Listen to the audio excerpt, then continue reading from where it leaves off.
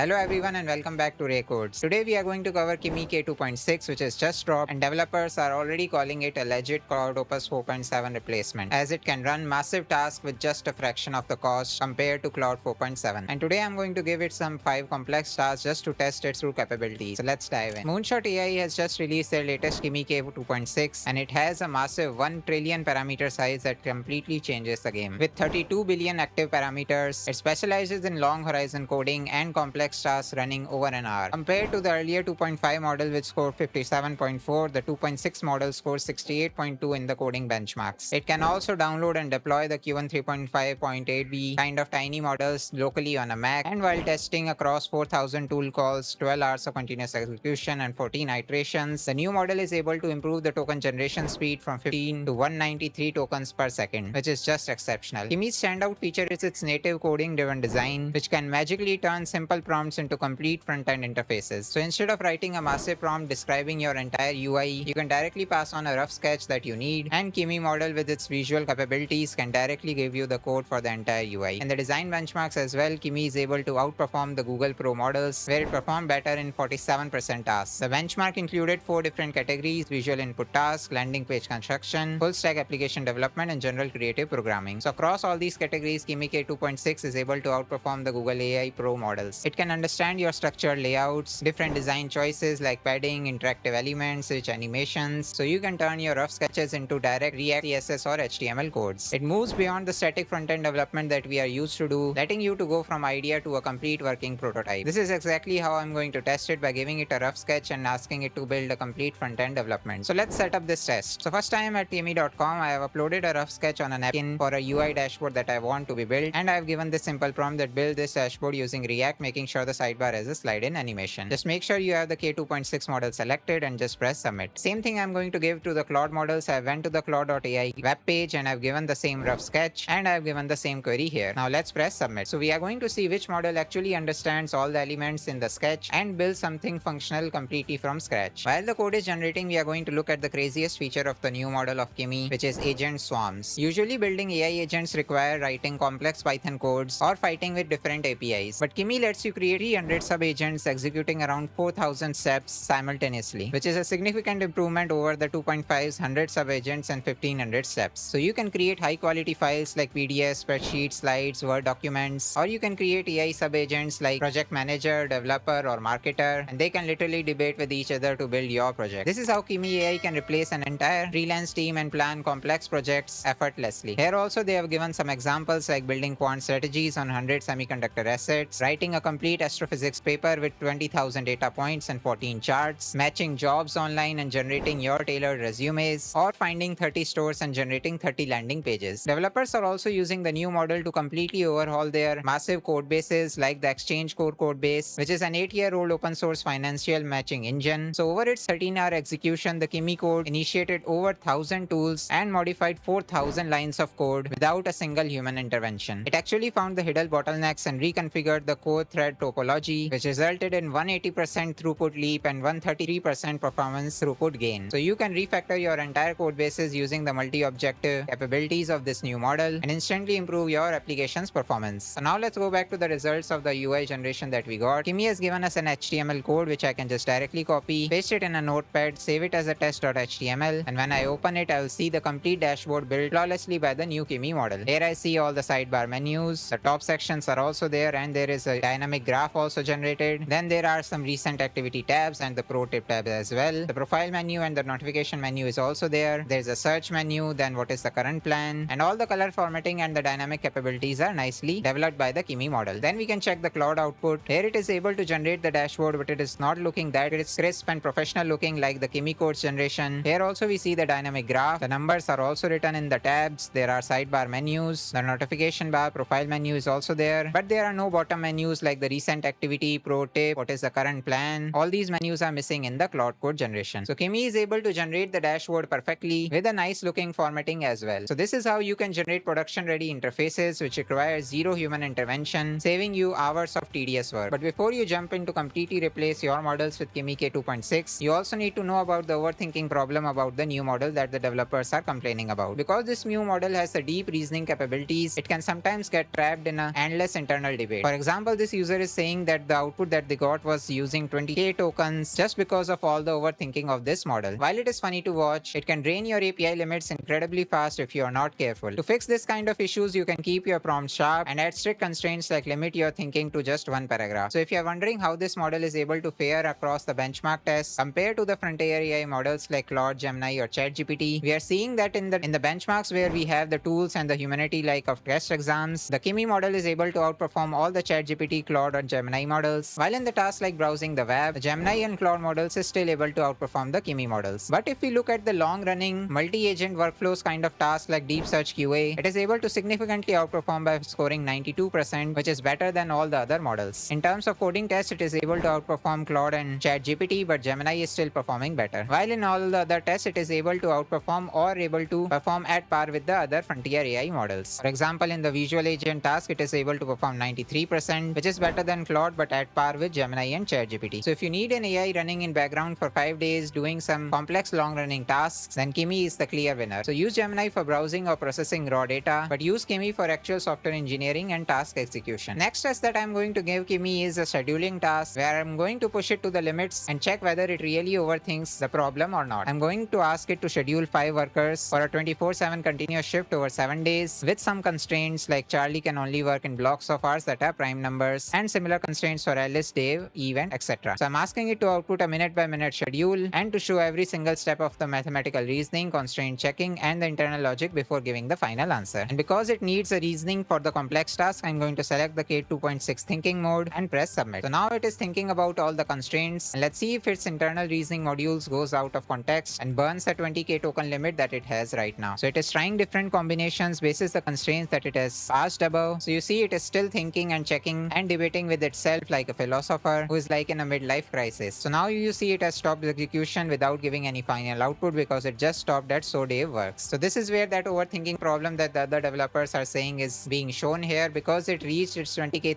output limit, it was not able to give a final answer for our problem. Next, I'm going to test its agent swarms feature that the blog is showcasing very well. So I'm going to give it this prompt to initialize an internal swarm simulation, and I'm asking it to build some 4 distinct agents, which is project manager, lead front-end dev, UX designer, and marketing lead. And the goal is to build a new app feature, which is AI generated interactive video podcast. Then I'm asking it to have the agents autonomously debate among themselves for the technical feasibility, user experience, and go-to-market strategy. They must argue and critique each other's ideas without breaking character, and then it should finally output a cohesive product requirements document. Again, as it is a complex task, I'll select the thinking mode and press submit. So now it has started the simulation where turn 1 is the initial positioning and the vision of the project. Now project manager is starting its dialogue. It is asking to first build an MVP with 3 core components of AI audio engine, visual scene generator, and an interaction layer. And it is already forecasting that the tech lead is sweating already, but I'm not hearing a no, I'm hearing how. So now it's the turn of the lead front-end dev, and it is directly saying that I love the vision, but you are describing a render farm disguised as a web app. And it is describing all the different problems in the different modules that the product manager has described above. Like in TTS, there is a problem, the video generation also there is a problem, and he has given some counter proposal. Then UX designer is giving its say. Then it's the turn of the marketing lead. And now the turn 1 of all the agents has finished, and now it has started a turn 2 with again starting from the lead front dev. Then again product manager is saying that dev, you're killing me with the Porsche analogy, but you're right, let me surgically strike the scope. Now he has given a revised scope where creator uploads existing video podcast or we generate a base episode using AI tools that they already use. And he has asked to add an intelligence layer and a player SDK and given some unit economics for all the different modules as well. So again, the entire debate is going on for another turn. Then there is another turn 4 where lead front-end dev is again giving his say. So again, I'm seeing some kind of overthinking here. There are multiple turns being taken and the debate is going on and on. So now in the turn 5, finally the lead front-end dev is finalized the architecture and the V1 cut. He has given the final architecture of all the components, the technical stack, the latency, and the cost per 1k users for the different modules like audio streaming, text input, vector search, response matching, TTS, fallback, and the top question display. But again, the product manager is saying that we should build a 2.0 version, that your cuts are brutal but fair, and let me synthesize the vision one last time before we hand off to PRD. Now UX designer is saying that your proof of interaction module is correct, let me lock down the design system. So hopefully it is able to give the final PRD document for me. So now all the swarms have converged with points of agreements that after 5 turns of debate, the 4 agents have reached consensus on following. And now it is again listed basis the different area what is the agreement reached by the 4 AI agents. And now it has finally given the product requirement document for the AI generated interactive video podcast platform that we have. First it has given the execution summary, Then the problem statement that 80% of podcast episodes are abandoned before completion. There is a poor retention. There is limited monetization. It has also given the primary, secondary, and tertiary target users. Then for the solution, again, it has given the core concepts, the base audio, interaction point, response library, matching engine, and what should be the player experience. Then it has given the user flow, the creative flow, the listener flow, the functional requirements for the creative studio, the interactive player, and the backend service. Then some non-functional requirements like performance, the response latency should be less than 1.5 seconds, and some requirements for the audio start time, player load time, scalability, security, accessibility, and it is going on and on. So it has given me a detailed document for my video podcast with a complete thorough debate among the different AI agents, and then finally giving me the complete document. So it is like having a boardroom of experts in your pocket with all the different personas debating among themselves. So after these three brutal tests, what do you think? Is Kimi is the new king of the open source models, as it was able to crush the UI test, and it was also able to launch a swarm of AI agents debating among themselves, but it also has a overthinking problem that we saw in the second task that we gave. But as it is a 1 trillion parameter model, which is a very big brain, so you can have some cost of having such kind of capabilities. So for all the developers, this is a tool that you cannot simply ignore. So start using the Kimi 2.6 model today. I'll be giving the link to the official blog in the description and pin comment below, and also the link where you can directly chat or use the paid API of the new model yourself. I'll also paste the complete prompts for the 3 tests that I've given in the description below, so you can run these tests yourself today. If you found this Kimi AI review helpful, just hit the subscribe button and follow the channel for more such AI builds, updates, and workflows.